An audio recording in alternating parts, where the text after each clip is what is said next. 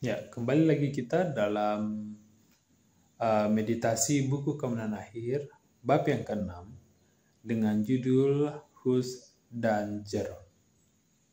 Benih Injil telah ditanam di Bohemia pada abad ke-9. Alkitab telah diterjemahkan dan perbaktian umum telah dilaksanakan dalam bahasa penduduk setempat. Akan tetapi sementara kuasa Paus bertambah, demikianlah firman Allah semakin tersembunyi. Paus Gregory yang ke-7 yang telah merendahkan harga diri raja-raja tidak kurang niatnya untuk memperbudak orang-orang. Dan untuk itu ia mengeluarkan keputusan melarang perbaktian umum diadakan di dalam bahasa Bohemia. Paus mengatakan bahwa adalah menyenangkan kepada Yang Maha Kuasa kalau perbaktian kepadanya dilakukan dalam satu bahasa yang tidak diketahui, dan bahwa banyak kejahatan dan bid'ah telah timbul karena tidak mematuhi peraturan ini. Dengan demikian, Roma telah mendekretkan bahwa terang firman Allah harus dipadamkan dan orang-orang harus ditutup dalam kegelapan. Tetapi surga telah menyediakan agen-agen lain untuk memelihara gereja. Banyak orang-orang Waldensis yang diusir oleh penganiayaan dari rumah-rumah mereka di Prancis dan Italia datang ke Bohemia. Meskipun mereka tidak berani mengajar secara terang-terangan, mereka dengan bersemangat bekerja secara sembunyi-sembunyi. Dengan demikian, iman yang benar itu telah dipelihara dari abad ke abad. Sebelum zamannya Hus, ada orang-orang di Bohemia yang bangkit mempersalahkan dengan terang-terangan kebejatan di dalam gereja dan kemerosotan moral orang-orang. Usaha mereka itu membangkitkan perhatian di kalangan Paus. Timbullah kekhawatiran hierarki dan penganiayaan pun dilakukan ke atas murid-murid Injil itu. Mereka diusir ke hutan-hutan dan ke gunung-gunung di mana mereka mengadakan perbaktian. Mereka diburu oleh tentara dan banyak yang dibunuh. Setelah beberapa lama dikeluarkanlah dekret bahwa semua yang berpaling dari perbaktian Romanisme harus dibakar. Akan tetapi sementara orang-orang Kristen menyerahkan hidup mereka mengharapkan kepada kemenangan jauh di hadapan mereka. Salah seorang dari mereka yang mengajarkan bahwa keselamatan hanya didapat oleh iman dalam juru selamat yang telah disalibkan itu, mengatakan waktu mau meninggal, kemarahan musuh-musuh kebenaran sekarang leluasa melawan kita, tetapi itu tidak akan berlangsung selama-lamanya. Akan ada seorang yang bangkit dari orang-orang biasa tanpa pedang dan kekuasaan, dan melawan dia mereka tidak akan bisa sewenang-wenang. Zamannya Luther masih jauh di depan, tetapi telah bangkit seseorang yang kesaksiannya melawan Roma akan menggemparkan bangsa-bangsa. John Huss dilahirkan sebagai orang yang hina, dan secara dini telah menjadi anak yatim karena ditinggal mati ayahnya. Ibunya yang saleh, yang menganggap pendidikan dan takut akan Allah sebagai harta milik paling berharga, berusaha membuat ini sebagai warisan bagi anaknya. Huss belajar di sekolah provinsi, kemudian melanjutkan ke universitas di Praha yang diterima sebagai mahasiswa amal tanpa membayar. Ia disertai ibunya dalam perjalanan ke Praha. Sebagai seorang janda miskin, ia tak mempunyai sesuatu harta dunia yang bisa diberikan kepada anaknya. Tetapi sementara mereka semakin dekat ke kota besar itu, ibunya berlutut di samping pemuda yang tidak berayah ini dan memohon berkat Bapa Surgawi baginya. Ibu tidak begitu menyadari bagaimana doanya itu akan dijawab. Di universitas itu, Huss segera menonjol karena ketekunannya yang tak mengenal lelah dan kemajuannya yang pesat, sementara kehidupannya yang tidak bercacat dan kelemah lembutannya. Dan kelakuannya yang baik memberikan kepadanya penghargaan universal. Ia adalah seorang penganut gereja Roma yang sungguh-sungguh, dan seorang yang sungguh-sungguh mencari berkat-berkat rohani yang dijanjikan akan diberi. Pada suatu perayaan jubileum, ia mengadakan pengakuan dosa, membayarkan uangnya yang terakhir, dan mengikuti arak-arakan agar mudah-mudahan mendapat bagian pengampunan yang dijanjikan. Setelah ia menyelesaikan pendidikan tinggi, ia memasuki keimamatan dan dengan segera memperoleh kedudukan yang tinggi. Ia segera bertugas di istana raja. Ia juga diangkat menjadi profesor dan kemudian menjadi rektor universitas di mana ia dulu memperoleh pendidikannya. Dalam beberapa tahun saja, mahasiswa amal yang hina ini telah menjadi kebanggaan negaranya dan namanya telah terkenal di seluruh Eropa. Tetapi Has memulai pekerjaan pembaruan dalam bidang lain. Beberapa tahun setelah ia menjadi imam, ia ditunjuk sebagai pengkhotbah di kapel Bethlehem.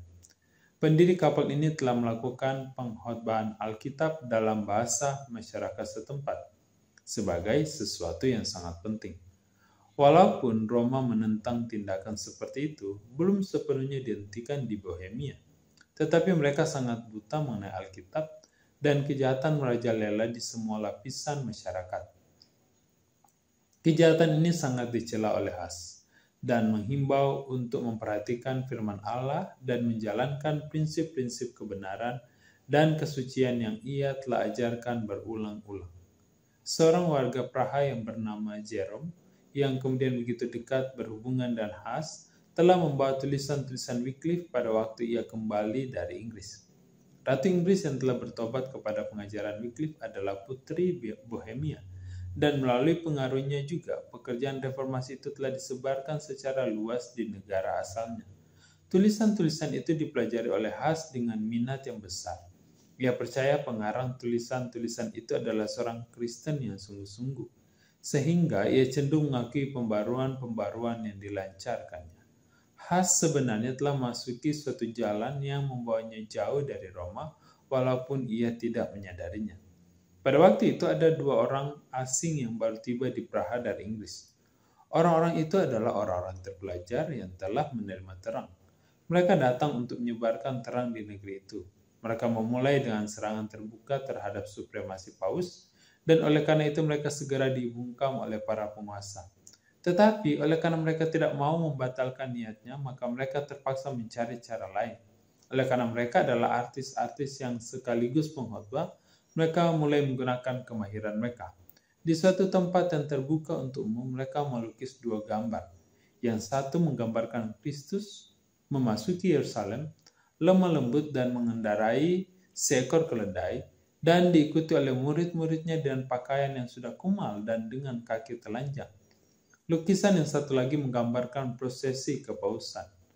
Paus berhias diri dan jubah yang mewah, dan dengan mahkota 3 tingkat, duduk di atas kuda yang dihiasi dengan agungnya, yang didahului oleh peniup sangkakala dan diikuti oleh para kardinal dan pejabat-pejabat tinggi agama dalam suatu kemegahan. Ini merupakan suatu khotbah yang menarik perhatian semua golongan. Orang ramai berkerumun melihat lukisan itu. Tak seorang pun yang gagal membaca makna moral lukisan itu. Bahkan banyak yang terkesan secara mendalam oleh perbedaan menyolok antara kelemah lembutan dan kerendahan hati Kristus Tuhan itu dengan kesombongan dan keangkuhan Paus yang mengatakan dirinya hamba Kristus. Terjadilah keributan di Praha, dan demi keselamatan mereka, kedua orang asing itu merasa perlu untuk meninggalkan tempat itu. Tetapi pelajaran yang mereka telah ajarkan tidak dilupakan. Lukisan itu memberikan kesan mendalam dalam pikiran Hus, sehingga menuntun dia untuk mempelajari Alkitab dan tulisan-tulisan Wycliffe lebih teliti. Meskipun pada waktu ia belum siap untuk menerima semua pembaruan yang dicetuskan oleh Wycliffe, ia melihat semakin jelas tabiat kepausan, dan dengan semangat yang lebih besar, ia mencela kesombongan, ambisi, dan kebijatan moral para hierarki.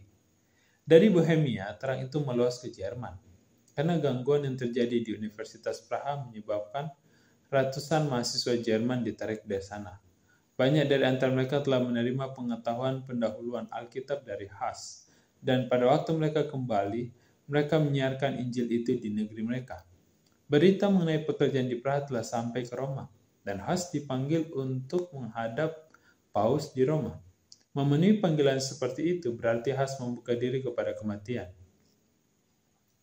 Raja dan Ratu Bohemia, universitas, kaum bangsawan, dan pejabat-pejabat pemerintah bersatu untuk mengajukan suatu permohonan kepada Paus agar Has diizinkan tetap tinggal di Praha dan memberikan jawaban di Roma melalui wakil atau utusan. Gantinya memenuhi permintaan itu, Paus melanjutkan mengadili dan menghukum Has dan menyatakan Praha sebagai kota terlarang. Pada masa itu, hukuman seperti ini bila diumumkan akan menimbulkan kegemparan dan ketakutan. Upacara yang diadakan bersamaan dengan pengumuman disesuaikan benar untuk menimbulkan teror kepada seseorang yang memandang Paus sebagai wakil Allah sendiri yang memegang anak kunci surga dan neraka dan mempunyai kuasa untuk mengadakan pengadilan duniawi maupun rohani. Dipercayai bahwa pintu surga telah tertutup bagi daerah yang dinyatakan terlarang, sehingga orang-orang mati di daerah yang terlarang seperti itu tidak akan masuk ke tempat yang berbahagia sampai Paus dengan senang hati mencabut larangan itu.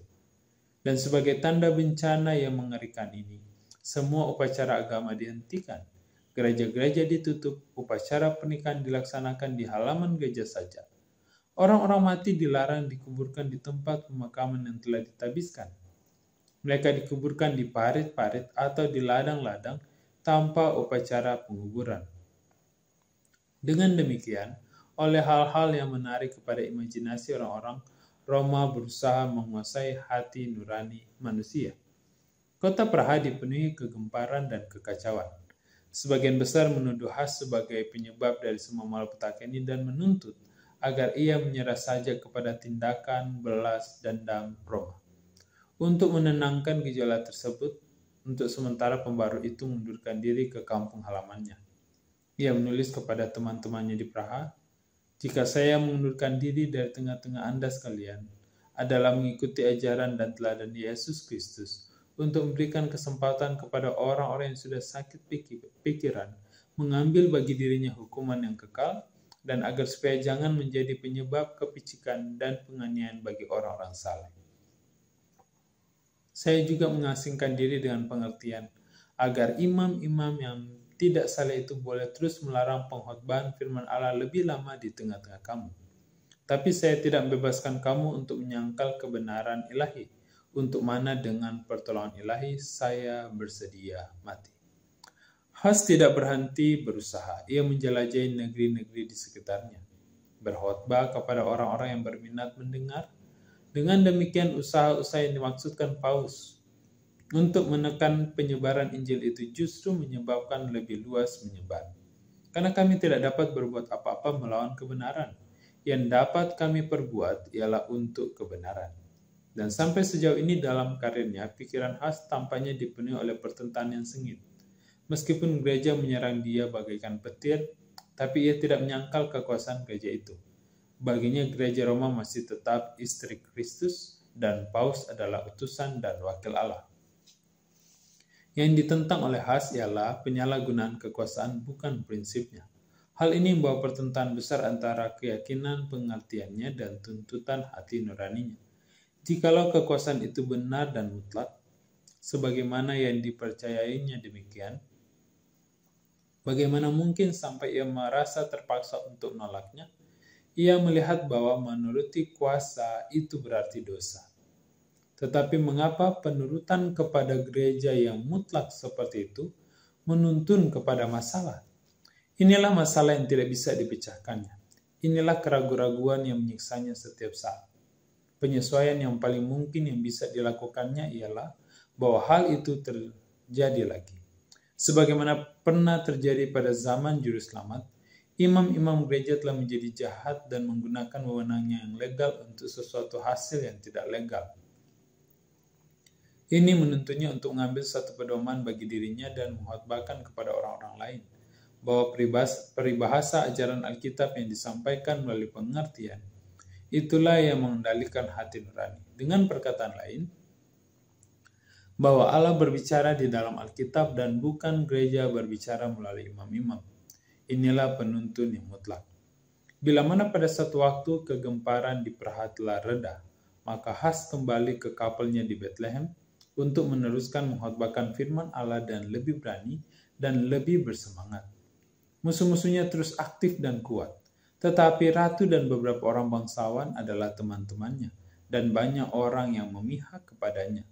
Dengan membandingkan pengajaran yang murni dan yang mengangkat jiwa serta kehidupannya yang kudus, dengan dogma-dogma yang menurunkan martabat yang diajarkan oleh pengikut-pengikut gereja Roma dan keserakahan dan kerakusan yang dilakukan mereka, banyaknya yang merasa suatu kehormatan kalau berpihak kepada Hus.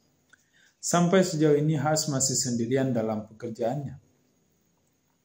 Tetapi sekarang Jerome yang pada waktu di Inggris telah menerima pengajaran Wycliffe menggabungkan diri kepada pekerjaan pembaruan. Sejak waktu itu keduanya bersatu di dalam hidup dan dalam kematian pun mereka tidak mau dipisahkan. Jerome mempunyai kecerdasan dan kepintaran yang menonjol, kebolehan-kebolehan yang membuat seseorang mudah populer. Tetapi dalam kualitas yang membentuk kekuatan tabiat yang sebenarnya, Huss lebih unggul.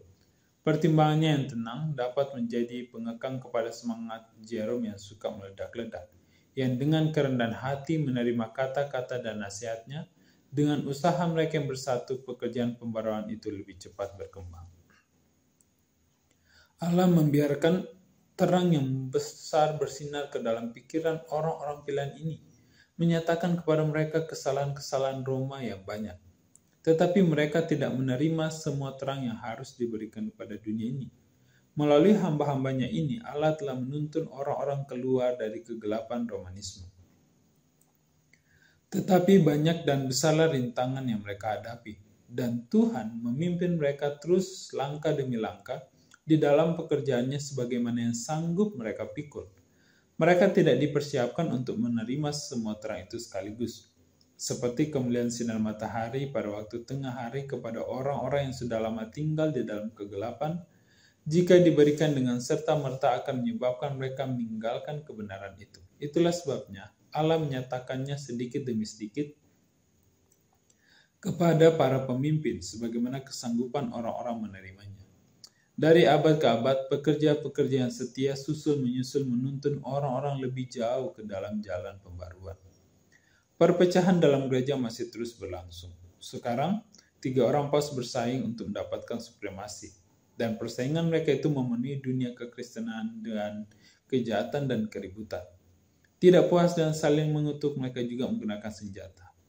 Bahkan masing-masing membeli senjata dan membentuk pasukan tentara. Sudah barang tentu mereka memerlukan uang untuk ini. Dan untuk memperoleh uang mereka menjual hadiah-hadiah, jabatan, dan berkat-berkat gereja.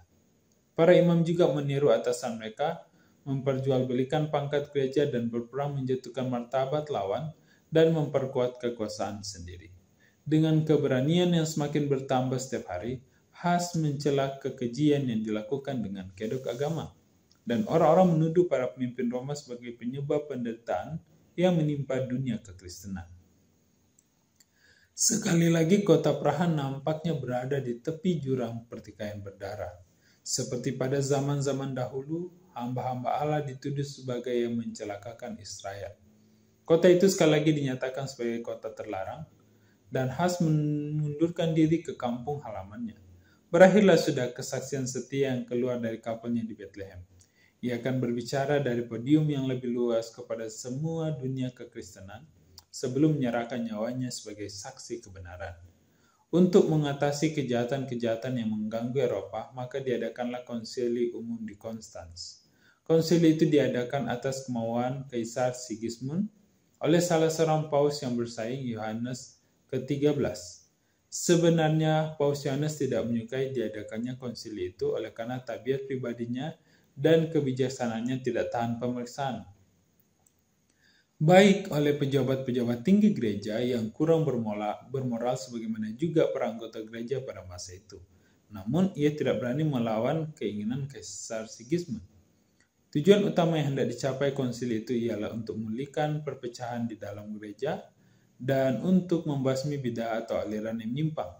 Oleh karena itu, kedua orang yang anti paus telah dipanggil menghadap serta propagandis utama pemikiran-pemikiran baru John Huss. Kedua orang anti paus tidak menghadap oleh karena alasan keselamatan, tetapi mengirim utusannya untuk mewakili. Paus Yohanes sementara berpura-pura sebagai seorang yang mengadakan konsili itu. Ia datang dengan keraguan-raguan menduga bahwa Kaisar berencana secara diam-diam untuk menggulingkannya. Ia takut diminta pertanggungan jawab atas kejahatan-kejahatan yang merendahkan mahkota kepausan serta kejahatan-kejahatan yang telah dilakukan untuk mendapatkannya. Namun begitu, ia memasuki kota Konstans dengan suatu kebesaran dan keagungan. Disertai para pendeta golongan atas dan diikuti oleh iring-iringan panjang pegawai tinggi istana. Semua pendeta dan para pejabat kota bersama-sama kerumunan massa keluar menyambut dan mengalu-alukan dia. Di atas kepalanya terbentang penutup singgasana keemasan yang diusung oleh 4 orang pejabat tinggi. Roti suci dibawa di hadapannya dan kemegahan pakaian para kardinal dan para bangsawan membuat suatu pameran yang mengagumkan. Sementara itu seorang lain yang mengadakan perjalanan juga sedang mendekati kota Konstans. Huss sadar akan bahaya yang mengancam dia. Ia berpisah dengan teman-temannya seolah-olah ia tidak akan pernah melihat mereka lagi, dan ia menjalani perjalanannya dan perasaan seolah-olah berjalan menuju tiang gantungan. Walaupun ia telah mendapatkan surat pas jalan dari Raja Bohemia dan Kaisar Sigismund untuk perjalanannya ini, ia telah mengatur sedemikian rupa oleh karena kemungkinan kematiannya. Dalam sebuah suratnya yang ditujukan kepada teman-temannya di Praha, ia berkata, "Saudara-saudara, saya pergi dengan surat pas jalan dari Raja untuk menemui musuh-musuh saya yang banyak. Saya menaruh kepercayaan penuh pada kuasa Allah pada juru selamatku. Saya percaya bahwa ia akan mendengarkan doamu yang sungguh-sungguh, agar dia memasukkan kebijaksanaannya dan akal budinya ke dalam mulutku, dan agar supaya saya boleh bertahan terhadap mereka, dan agar dia memberikan roh sucinya untuk menguatkan aku di dalam kebenarannya, agar supaya saya dapat menghadapi dan berani segala pencobaan dan penjara, dan jikalau perlu kematian yang kejam. Yesus Kristus menderita untuk semua yang dikasihinya. Dan oleh sebab itu bukankah kita patut bergembira karena ia telah memberikan teladannya bagi kita, agar supaya kita tabah menanggung segala sesuatu demi keselamatan kita? Ia adalah Allah dan kita adalah makhluknya. Ia adalah Tuhan dan kita adalah hamba-hambanya. Ia adalah Tuhan dunia ini dan kita adalah manusia berdosa yang hina dan keji. Namun dia telah menderita untuk kita. Kalau begitu, mengapa kita juga tidak menderita, terutama kalau penderitaan itu bagi kita adalah penyucian? Oleh sebab itu, saudara-saudara yang kekasih, jikalau kematianku untuk kemuliaannya, berdoalah supaya kematian itu cepat datang, dan agar dia menyanggupkan aku menanggung semua malapetaka dan keteguhan hati. Akan tetapi, jika adalah lebih baik aku kembali ke tengah-tengah kamu, baiklah kita berdoa kepada Allah agar aku boleh kembali tanpa noda, yaitu agar aku jangan menyembunyikan satupun kebenaran Injil, agar aku dapat meninggalkan suatu teladan bagi saudara-saudaraku untuk diikuti.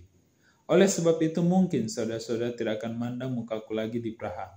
Tetapi jika menjadi kehendak Allah yang Maha Kuasa berkenan mengembalikan aku kepada kamu, marilah kita maju terus dan hati yang semakin teguh dalam pengetahuan dan kecintaan kepada hukum-Nya. Dalam surat lain kepada seorang imam yang telah menjadi murid Injil, Huss berbicara dan kerendahan hati yang mendalam mengenai kesalahan-kesalahannya sendiri, menuduh dirinya sendiri telah menikmati kesenangan dalam memakai pakaian yang mewah dan telah menghabiskan waktu dalam pekerjaan yang sia-sia. Lalu ia menambahkan nasihat yang menyentuh hati ini. Biarlah kemuliaan Allah dan keselamatan jiwa-jiwa menempati pikiranmu dan bukan kedudukan dan harta kekayaan. Berhati-hatilah, jangan menghiasi rumahmu melebihi jiwamu. Dan di atas segalanya, berikanlah perhatianmu kepada pembangunan kerohanian. Berlakulah saleh dan rendah hati kepada orang miskin, dan jangan menghabiskan hartamu dalam berpesta pora. Jikalau engkau tidak mengubah kehidupanmu dan berhenti dari segala yang berlebihan, saya khawatir bahwa engkau akan dihukum seperti saya ini. Engkau mengetahui ajaranku karena engkau telah menerima petunjukku sejak dari masa kanak-kanakmu. Oleh sebab itu tidak ada gunanya bagiku menulis kepadamu lebih jauh. Tapi saya minta kepadamu, oleh rahmat Tuhan kita, agar tidak meniruku dalam kesombongan yang sia-sia. Ke dalam mana engkau saksikan aku jatuh? Dan pada sampul suratnya itu ia menambahkan, saya menghimbaumu saudaraku, jangan membuka surat ini sampai engkau sudah mendapat kepastian bahwa saya sudah mati. Dalam perjalanannya, Huss melihat di mana-mana tanda-tanda tersebarnya ajaran-ajarannya dan dukungan demi perkembangan ajaran itu. Orang-orang berduyun-duyun menemuinya dan di beberapa kota pejabat-pejabat menyambutnya di jalan-jalan mereka. Setelah tiba di Konstans, Huss diberikan kebebasan penuh. Kepada surat pas jalan yang diberikan oleh Kaisar telah ditambahkan jaminan perlindungan pribadi oleh Paus. Tapi pelanggaran kepada deklarasi yang sungguh-sungguh dan diulang-ulang ini menyebabkan pembaru itu ditangkap dalam waktu singkat. Dan atas perintah Paus dan para kardinal, menjebloskannya ke dalam penjara bawah tanah yang menjijikan. Kemudian dipindahkan ke kastil yang kokoh di seberang Rin sebagai tawanan. Tidak berapa lama kemudian Paus oleh karena pengkhianatannya telah dijebloskan ke dalam penjara yang sama. Di hadapan konsili ia telah terbukti melakukan kejahatan yang paling mendasar. Di samping pembunuhan, memperjualbelikan kedudukan gereja dan persinahan. Dosa-dosa yang tidak pantas disebut namanya. Jadi konsili mengeluarkan pernyataan dan demikianlah akhirnya mahkota dicopot daripadanya dan ia dijebloskan ke dalam penjara. Orang-orang yang anti Paus juga dicopot dan Paus baru pun dipilih. Meskipun Paus sendiri telah melakukan kesalahan yang lebih besar daripada yang pernah dituduhkan khas kepada para imam, dan untuk itu ia menuntut diadakan reformasi, namun konsili yang sama yang menurunkan martabat Paus juga meneruskan menumpas pembaharu. Dengan dipenjarakannya khas, telah menimbulkan kemarahan di Bohemia. Kaum bangsawan yang berkuasa mengajukan protes keras kepada konsili menentang perbuatan biadab itu. Kaisar yang tidak suka mengizinkan pelanggaran ini kepada surat pas jalan yang diberikannya menentang tindakan yang dilakukan kepada khas, tapi musuh-musuh pembaru begitu ganas dan bersikeras. Mereka mohon perhatian raja mengenai prasangkanya, ketakutannya, dan semangatnya terhadap gereja. Mereka mengajukan argumentasi yang panjang lebar untuk membuktikan bahwa iman tidak boleh dipelihara dengan bid'ah atau orang-orang yang dicurigai menganut kepercayaan yang menyimpang walaupun mereka dilengkapi dan surat-surat pas jalan dari kaisar atau raja-raja. Maka dengan demikian mereka pun berhasil. Dilemahkan oleh penyakit dan penahanannya di dalam penjara bawah tanah yang lembab dan udara yang bau busuk, telah menyebabkan ia menderita demam yang nyaris mengakhiri hidupnya. Akhirnya khas dihadapkan ke depan konsili. Dibebani dengan rantai-rantai ia berdiri di hadapan kaisar yang mulia dan mempunyai iman yang baik yang telah berjanji melindunginya. Selama pemeriksaannya yang memakan waktu lama, dengan teguh ia mempertahankan kebenaran. Dan di hadapan perkumpulan para pejabat tinggi gereja dan negara, ia mengeluarkan protes yang sungguh-sungguh dan jujur menentang kebejatan para hierarki. Rahmat Allah mendukung dia. Selama minggu-minggu yang telah berlalu sebelum keputusan terakhirnya, damai surga memenuhi jiwanya. Saya menulis surat ini, katanya kepada seorang temannya di dalam ruang penjara saya. Dan dengan tangan saya yang terbelenggu menanti pelaksanaan hukuman mati saya besok. Bila mana dengan pertolongan Yesus Kristus kita akan bertemu lagi di kedamaian kehidupan yang akan datang, engkau akan tahu bagaimana Allah yang berbelas kasihan itu telah ditunjukkannya sendiri kepadaku dan betapa besar pertolongannya kepadaku dalam pencobaan dan pengadilanku. Di dalam kegelapan penjara, ia melihat kemenangan iman yang benar. Dalam mimpi, ia kembali ke kapel di Praha, di mana ia mengkhotbahkan Injil. Ia melihat Paus dan para uskupnya menghapus gambar Kristus yang telah dilukisnya di dinding kapel itu.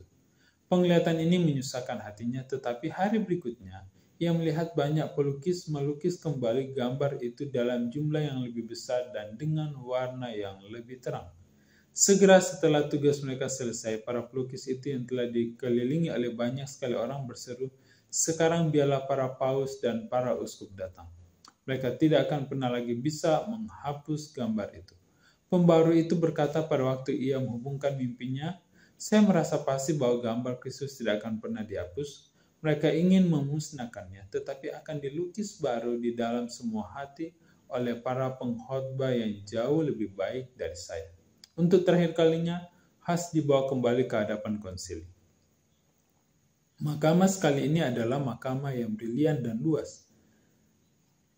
Dihadiri oleh kaisar, para pangeran kerajaan dan para deputi kerajaan, para kardinal, uskup-uskup dan imam-imam, dan orang banyak yang datang sebagai penonton kejadian hari itu. Dari seluruh dunia kekristenan telah berkumpul untuk menyaksikan korban besar yang pertama ini yang telah lama memperjuangkan kebebasan hati nurani. Setelah dipanggil untuk mendengarkan keputusan terakhir, Has menyatakan penolakannya untuk menyangkal keyakinannya dan sambil menunjukkan pandangan yang tajam kepada kaisar yang kata-kata janjinya telah dilanggar dengan tidak mengenal malu, ia mengatakan, "Saya memutuskan atas kemauan saya sendiri untuk hadir di hadapan konsili ini di bawah perlindungan umum dan jaminan keselamatan kaisar yang hadir di sini." Wajah Kaisar Sigismund menjadi merah padam pada waktu semua mata orang yang hadir di mahkamah itu memandang kepadanya. Keputusan telah diumumkan, upacara penurunan pangkat pun dimulai, dan para uskup mengganti pakaiannya dan memakaikan pakaian keimamatan. Dan pada waktu ia mengenakan pakaian keimamatan itu, ia berkata, Tuhan kita Yesus Kristus telah dibungkus dengan kain putih sebagai penghinaan pada waktu Herodes memerintahkan menghadapkannya kepada Pilatus. Pada waktu sekali lagi ia diminta untuk menarik kembali pernyataannya, ia menjawab sambil berbalik kepada orang banyak, lalu dengan muka, apa saya harus memandang surga? Bagaimana saya melihat orang banyak itu kepada siapa saya sudah khotbahkan Injil yang sejati? Tidak, saya lebih menghargai keselamatan mereka daripada tubuh saya yang hina ini, yang sekarang telah diputuskan untuk dibunuh. Pakaiannya ditanggalkan satu persatu. Setiap uskup mengatakan kata-kata kutukan sementara mereka melakukan tugasnya dalam upacara itu. Akhirnya mereka mengenakan di atas kepalanya sebuah topi atau semacam topi yang dipakai oleh uskup dalam upacara yang berbentuk piramida dan terbuat dari kertas. Di kertas itu dilukiskan gambar-gambar setan dan kata-kata kepala bid'ah dituliskan dan menyolok di bagian depan. Sangat senang, kata Has, akan saya pakaikan mahkota yang memalukan ini demi engkau, oh Yesus, yang telah mengenakan mahkota duri untukku. Setelah itu para pejabat tinggi gereja berkata, sekarang kami serahkan jiwamu kepada setan dan aku, kata John Has, dengan menengadah ke langit, menyerahkan rohku ke dalam tanganmu, oh Tuhan Yesus, oleh karena engkau telah menebus aku. Sekarang ia diserahkan kepada pejabat-pejabat pemerintah dan dibawa ke tempat pelaksanaan hukuman mati. Suatu arak-arakan besar mengikuti dia, ratusan orang bersenjata, para imam dan para uskup dan berpakaian yang mahal-mahal, dan penduduk kota Konstans. Pada waktu ia diikat ke tiang gantungan dan semua sudah siap untuk menyalakan api, orang martir ini sekali lagi dihimbau untuk menyelamatkan dirinya dengan meninggalkan kesalahannya. Kesalahan apa, kata Has, yang saya harus tinggalkan? Saya tahu saya tidak bersalah. Saya memohon Allah untuk menyaksikan bahwa semua yang saya telah tuliskan dan khotbahkan adalah demi penyelamatan jiwa-jiwa dari dosa dan kebinasaan. Dan oleh sebab itu dengan sangat senang saya akan pastikan dengan darahku kebenaran yang telah kutuliskan dan kukhotbahkan. Ketika api menyala di sekelilingnya, ia mulai menyanyi, Yesus, Anak Daud, kasihanilah aku. Dan demikianlah seterusnya ia menyanyi sampai suaranya terdiam untuk selama-lamanya. Musuh-musuhnya sendiri pun merasa terpukul melihat keperkasaannya. Seorang pengikut Paus yang bersemangat menerangkan kematian Has dan Jerome yang mati segera sesudah itu demikian. Keduanya mereka menetapkan hati pada waktu saat-saat terakhir datang menjelang. Mereka telah bersedia menghadapi api itu seperti mereka menghadapi pesta pernikahan. Mereka tidak mengeluh kesakitan. Ketika menyala api menjulang, mereka menyanyikan nyanyian puji-pujian. Dan kehebatan api tidak dapat menghentikan nyanyian mereka. Setelah tubuh Has seluruhnya hangus terbakar, maka abunya bersama tanah tempat api itu dikumpulkan dan dibuangkan ke sungai Rin, yang kemudian dihanyutkan arus ke laut. Para penganiaya membayangkan bahwa mereka telah berhasil membasmi kebenaran yang telah dikhotbahkan Has. Tidak terbayang bagi mereka bahwa abu jenazah yang dihanyutkan arus ke laut akan menjadi benih yang tersebar ke seluruh negeri di dunia ini. Dan bahwa negeri yang belum diketahui itu akan berikan buah-buah yang limpah sebagai saksi kebenaran. Kata-kata yang diucapkan di gedung konsili di Konstans telah bahana, dan gaungnya akan terdengar sampai ke masa-masa yang akan datang. Has tidak ada lagi, tapi kebenaran yang diperjuangkannya dengan kematiannya tidak akan pernah binasa. Teladan iman dan ketetapan hatinya akan mendorong banyak orang untuk berdiri teguh demi kebenaran dalam menghadapi siksaan dan kematian. Kematiannya telah membeberkan kepada seluruh dunia tentang kekejaman pengkhianatan Roma. Musuh-musuh kebenaran, meskipun mereka tidak menyadarinya, telah memajukan kebenaran itu yang dengan sia-sia mereka berusaha memusnahkannya. Satu lagi tiang gantungan pembakaran akan didirikan di kota Konstans. Darah saksi yang lain harus menyaksikan kebenaran itu. Jerome yang mengucapkan selamat jalan kepada Has waktu ia pergi untuk menghadiri konsili telah mendorong semangat dan menguatkan pendirian Has. Jerome menyatakan akan datang menolongnya jika Has harus menghadapi bahaya. Setelah mendengar penahanan pembaru itu, murid yang setia ini segera menyiapkan diri memenuhi janjinya. Tanpa surat pas jalan, ia berangkat ke Konstans dengan seorang teman. Setelah tiba di Konstans, ia merasa pasti bahwa ia hanya membuka dirinya kepada bahaya, tanpa adanya kemungkinan bisa berbuat sesuatu untuk melepaskan Has. Ia melarikan diri dari kota itu tetapi tertangkap dalam perjalanan pulang. Ia dibawa kembali ke Konstans dengan dirantai dan dengan pengawalan sepasukan tentara. Pada penampilan pertama di konsili, dalam usahanya menjawab tuduhan-tuduhan yang dilontarkan kepadanya, telah disambut dengan teriakan, "Bakar dia, bakar dia." Ia dijebloskan ke dalam penjara bawah tanah. Dirantai dalam posisi yang menyebabkannya sangat menderita dan diberi makan roti dan air saja. Setelah beberapa bulan kekejaman yang dilakukan kepada Jerome, ia menderita penyakit yang mengancam nyawanya. Musuh-musuhnya takut kalau ia melarikan diri. Memperlakukannya tidak sekejam sebelumnya meskipun ia tetap meringkuk dalam penjara selama setahun. Kematian Has tidak berakibat seperti yang diharapkan oleh pengikut-pengikut kepausan.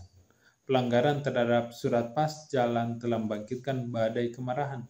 Dan sebagai cara yang lebih aman, konsili memutuskan untuk maksa Jerome kalau mungkin untuk menarik mundur pernyataannya sebagai ganti membakarnya.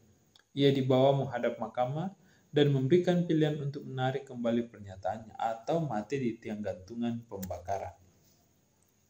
Kematian pada permulaan penahanannya adalah merupakan belas kasihan jika dibandingkan dengan penderitaan hebat yang telah dialaminya. Tapi sekarang, setelah dilemahkan oleh penyakit, oleh kekakuan penjaranya dan siksaan, kecemasan dan ketegangan, dipisahkan dari teman-temannya dan terpukul oleh kematian Has, maka keteguhan hati Jerome pun lululah sudah, dan ia setuju untuk menyerah kepada konsili.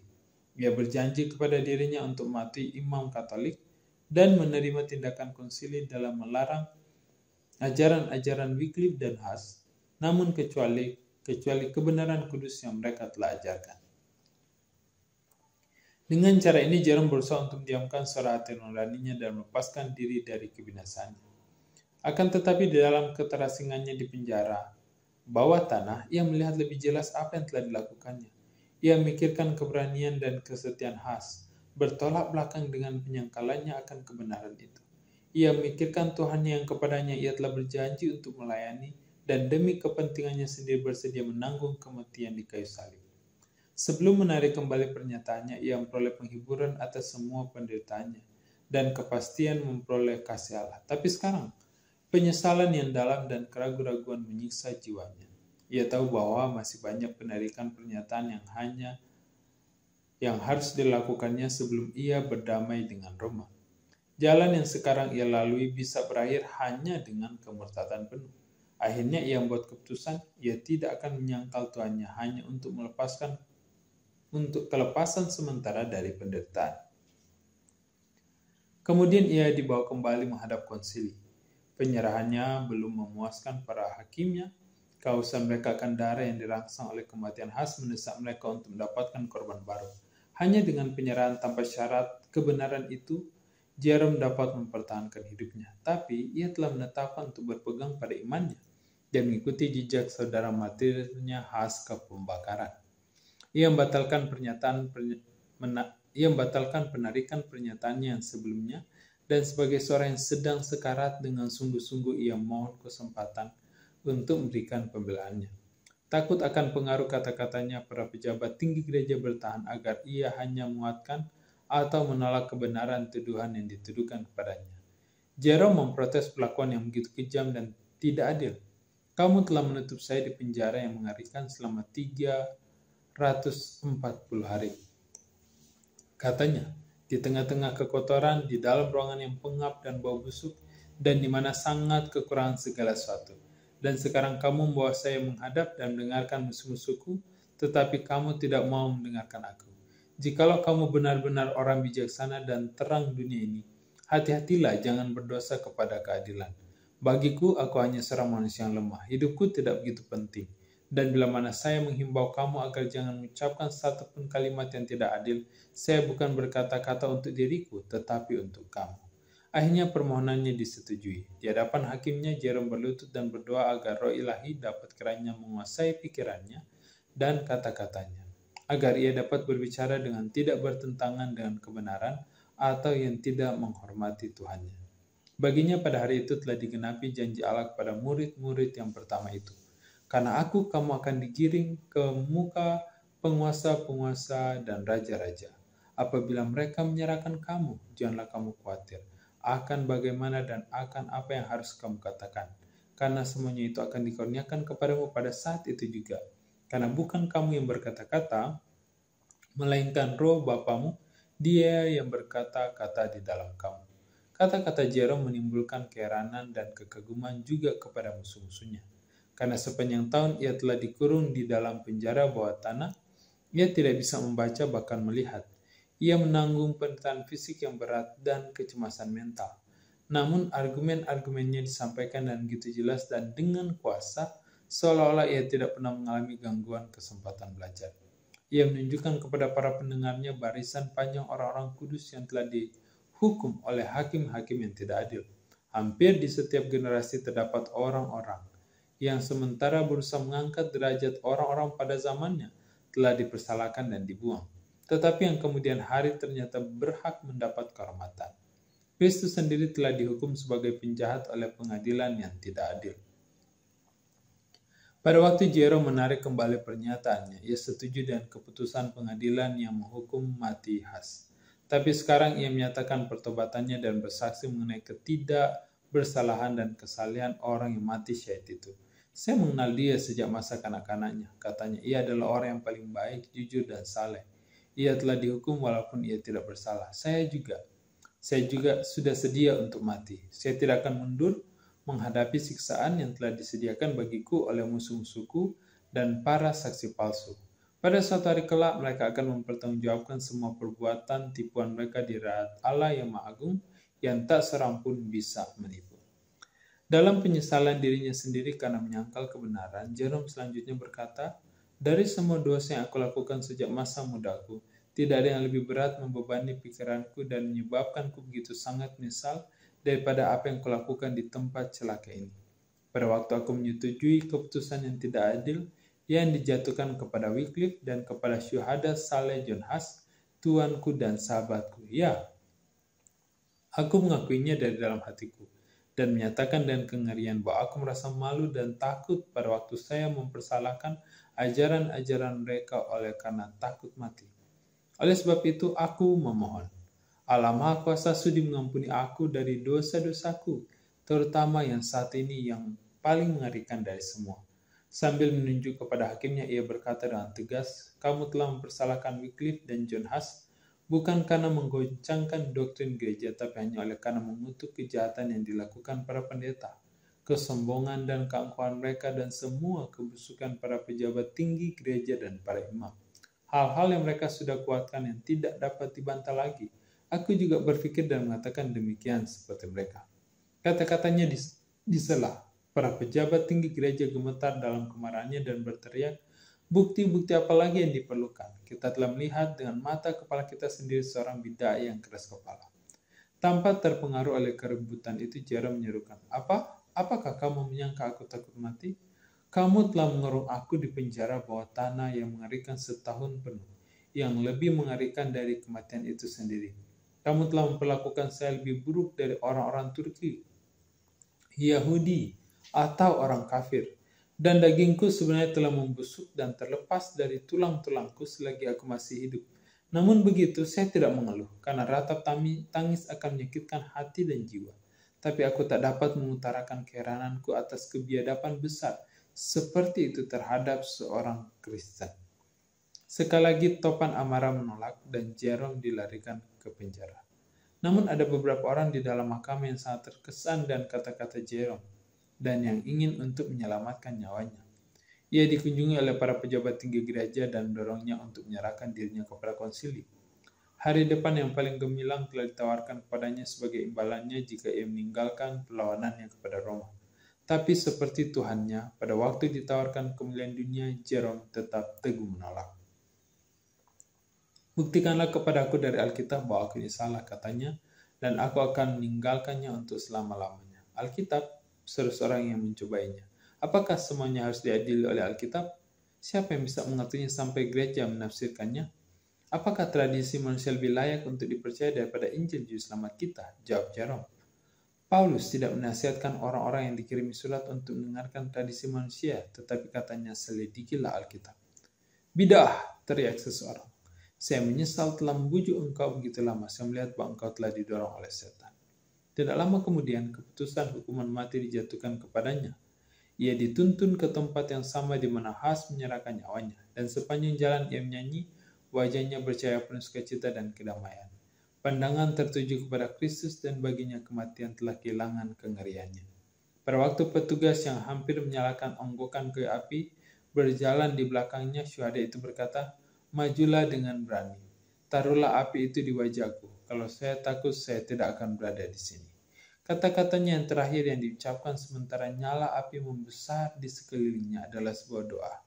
"Tuhan yang Maha Kuasa," katanya, "kasihanilah aku dan ampunilah dosa-dosaku, karena Engkau tahu aku selalu mencintai kebenaran." Suaranya lenyap, tetapi bibirnya tetap komat kamit berdoa. Setelah api membakar seluruh tubuhnya, abu syuhada itu bersama tanah tempatnya dikumpulkan dan seperti abu jenazah Has dibuangkan ke sungai Rin. Demikianlah binasa para pembuat terang Allah yang setia, tetapi terang kebenaran yang disiarkan mereka, terang teladan keperkasaan mereka tidak bisa dipadamkan.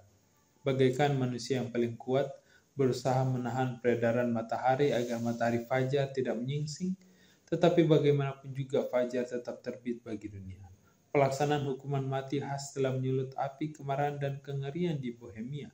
Hal itu dirasakan segenap bangsa itu bahwa ia telah menjadi mangsa kebencian para imam dan pengkhianatan kaisar.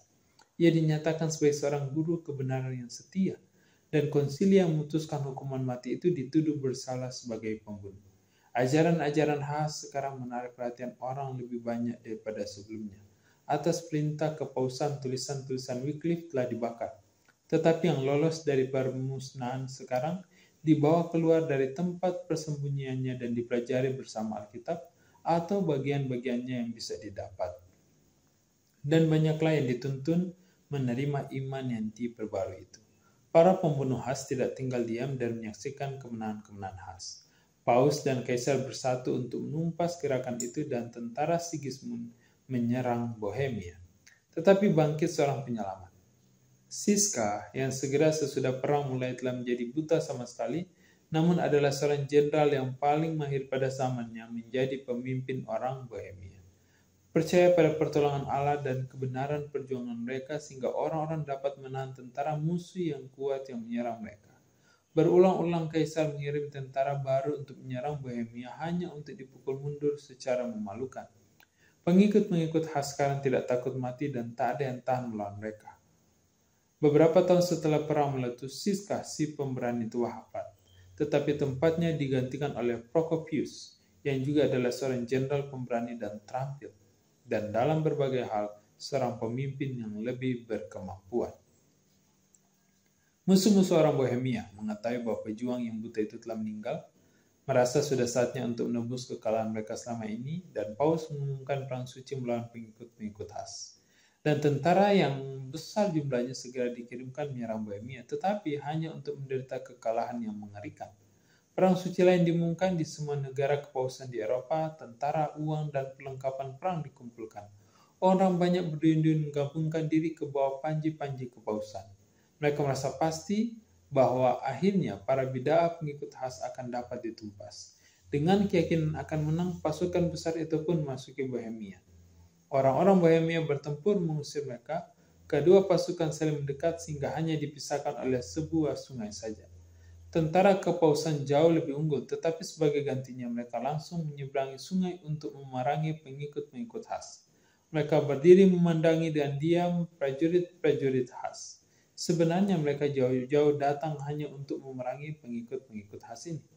Tiba-tiba ketakutan yang misterius melanda pasukan kepausan.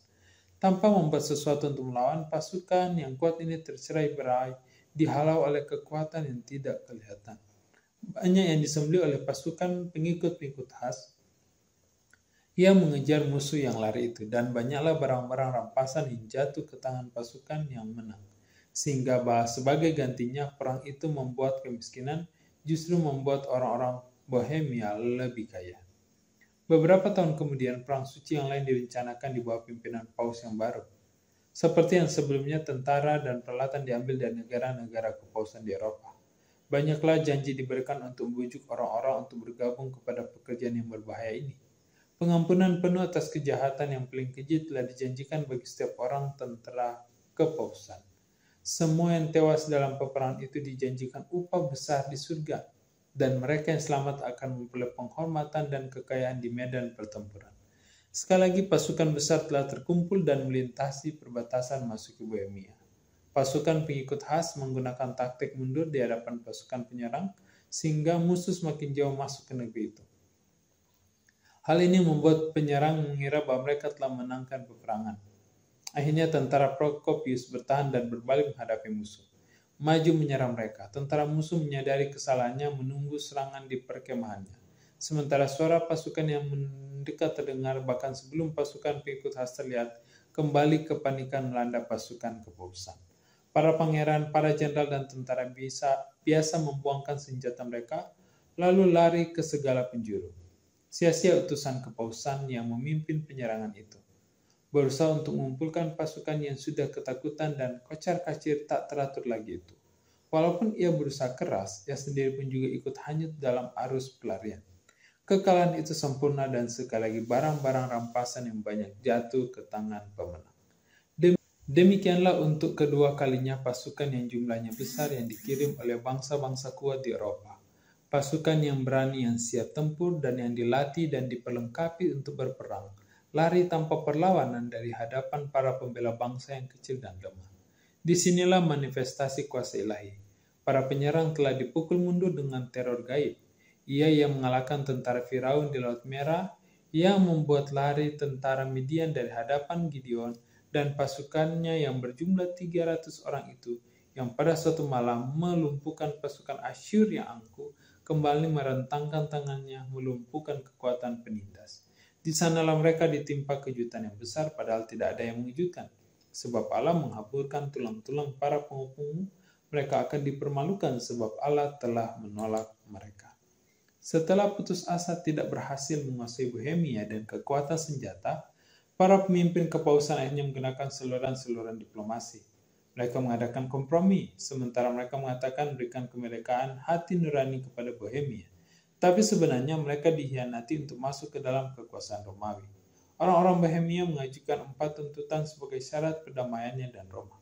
Kebebasan mengkhotbahkan Alkitab, hak seluruh gereja atas roti dan anggur dalam perjamuan kudus, dan penggunaan bahasa sendiri dalam perbaktian ilahi. Penarikan imam-imam dari kuasa dan jabatan pemerintahan. Dan dalam hal perkara kejahatan, jurisdiksi pengadilan sipil sama terhadap para pendeta dan orang awam. Penguasa kepausan akhirnya menyetujui menerima keempat tuntutan pengikut-pengikut khas, akan tetapi hak untuk menjelaskannya, yaitu menentukan makna yang sebenarnya haruslah menjadi hak konsili, dengan perkataan lain hak paus dan hak kaisar. Atas dasar ini dibuatlah suatu perjanjian. Dengan menyembunyikan tipu muslihatnya dan kecurangannya, Roma memperoleh apa yang tidak bisa diperolehnya dengan peperangan. Oleh karena dengan memberikan interpretasinya atas tuntutan pengikut khas itu, seperti juga atas Alkitab, ia dapat memutarbalikkan artinya sesuai dengan maksud dan kemauannya. Segolongan besar orang di Bohemia yang melihat bahwa kemerdekaan mereka telah dikhianati tidak setuju dengan perjanjian itu.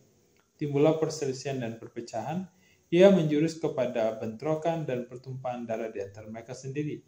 Dan dalam perselisihan ini bangsawan Procopius jatuh dan lenyaplah kebebasan Bohemia. Sigismund yang mengkhianati Huss dan Jerome sekarang menjadi Raja Bohemia, dan tanpa mengingat sumpahnya untuk mendukung hak-hak orang Bohemia, ia mulai mendirikan kepausan.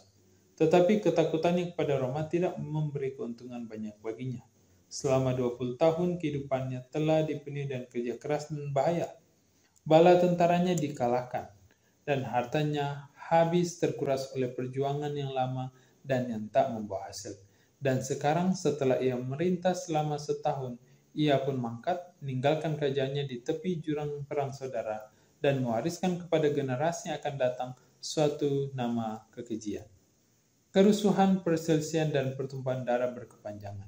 Sekali lagi pasukan dari luar menyerang Bohemia dan perselisihan di dalam negeri berlanjut mengalihkan perhatian bangsa itu.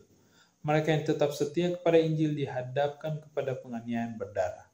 Sementara saudara-saudara mereka yang terdahulu mengadakan perjanjian dengan Roma dan menelan kekalahannya, mereka yang beri perhatian kepada iman yang mula-mula itu membentuk suatu gereja yang berbeda sifatnya, yang diberi nama United Brethren. Tindakan ini mengundang kutukan dari semua golongan kepada mereka. Namun mereka tidak dapat digoyahkan. Meskipun terpaksa mencari perlindungan di hutan-hutan dan di gua-gua, mereka masih tetap berkumpul untuk membaca firman Allah dan bersatu dan berbakti bersama kepada Tuhan. Melalui pesuruh-pesuruh yang dikirim secara rahasia ke berbagai negeri, mereka mengetahui bahwa di sana-sini terdapat saksi-saksi kebenaran yang terpisah-pisah. Sedikit di kota ini dan sedikit di sana yang menjadi sasaran penganiayaan seperti mereka. Dan di tengah-tengah pegunungan Alpen ada gereja tua yang beralaskan Alkitab dan yang memprotes kebejatan moral Roma. Pesuruh-pesuruh intel ini telah diterima dan sukacita yang besar dan surat-menyurat pun diadakan dan orang Kristen Waldensis. Sambil tetap teguh berpegang kepada Injil, orang-orang Bohemia menunggu sepanjang malam penganiayaan mereka. Di malam yang paling gelap, mereka masih mengalihkan matanya ke ufuk timur, seperti orang-orang yang sedang menantikan terbitnya matahari pagi. Mereka mengalami nasib buruk pada hari-hari yang jahat, tetapi mereka mengingat kata-kata yang diucapkan oleh Huss dan yang diulangi oleh Jerome bahwa sahabat harus berlalu sebelum fajar menyingsing. Kata-kata ini ditujukan kepada bangsa-bangsa di dalam perhambaan. Saya akan mati dan Allah pasti akan melawat kamu dan membawa kamu keluar. Selama masa penutupan abad ke-15 terlihat perkembangan yang lambat tetapi pasti gereja Brethren. Walaupun tidak jauh dari gangguan, namun mereka masih mengalami kedamaian yang sebanding. Pada permulaan abad ke-16, gereja mereka telah berjumlah 200 gereja di Bohemia dan Moravia. Betapa bersukacitanya perasaan umat yang sisa yang terlepas dari keganasan api dan pedang melihat terbitnya fajar yang telah diramalkan oleh Huss. Demikian untuk bacaan meditasi dari buku Kemenangan Akhir bab 6 dengan judul Huss dan Jerome. Semoga kita semua diberkati.